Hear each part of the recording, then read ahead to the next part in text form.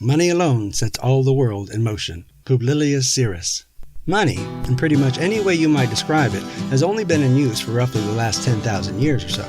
Considering the planet is several million years old and humans have supposedly been living here for about the last 200,000 without cataclysmic incident, it seems like the whole money thing, from its shortness of existence and the whole scope of things, to the way it has seemingly driven the human species to the brink of its own extinction, is simultaneously the most creative and destructive drop in the bucket the world has ever seen.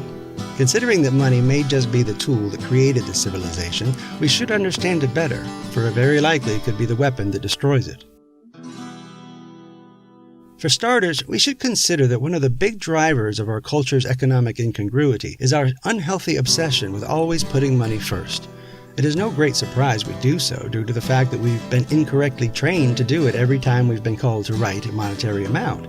It may very well be that our seemingly simple practice of putting the dollar sign before the amount has contributed to throwing us off kilter.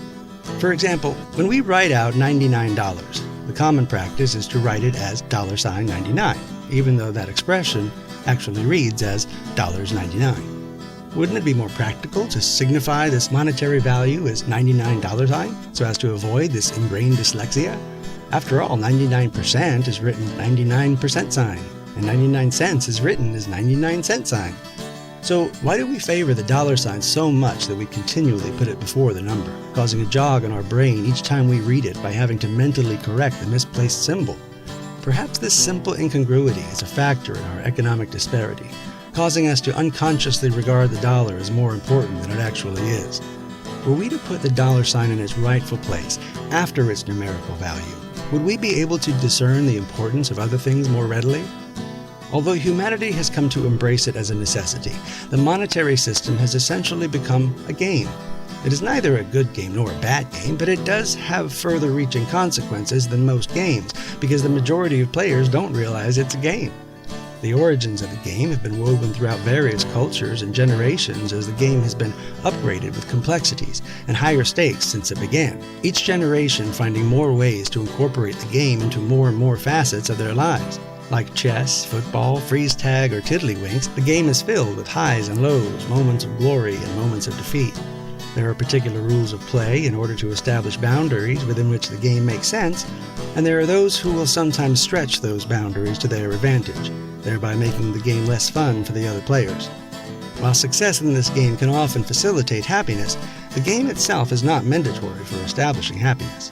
Because the monetary game is based upon a competitive model, with a loser for every winner, unfortunately the game can also do as much to deter happiness as it can to facilitate it. Due to the extreme competitiveness and severity of some of the players, sometimes even for the grandest winners, the game is just no fun at all.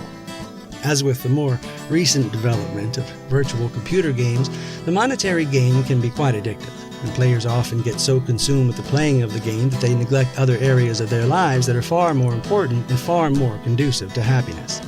The game is so insidiously enticing that many players will only participate in the other areas of their lives if they can play the game there as well. The game is least fun when people are forced to play due to the compulsive tendencies of the game's greatest fanatics. Nevertheless, as has often been the case throughout its evolution, the rules of the game are always subject to change.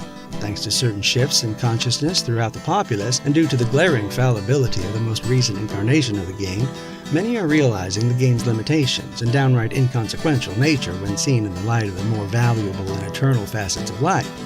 Because of the game-changing nature of an awakening populace, many are seeking not only to change the rules of the game to reflect the greater qualities of collaboration over the limiting antagonism of competition, but they are also seeking to transcend the game altogether and return the course of civilization toward a more harmonious path with nature.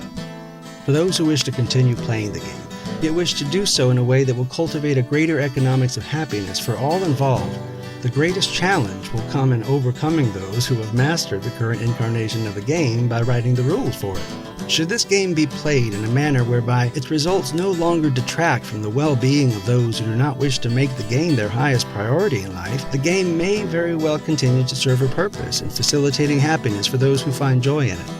Yet if the game continues to create more losers than winners, unjustly subjecting moderate and amateur players to undue suffering and torment, there is the high probability that the game will reach a catastrophic conclusion. This monetary game, which has largely usurped our understanding of economics, does have the capacity for collaborative contentment. Yet, just as with the equanimity that comes with success in life, the outcome will largely depend on how we want to play the game.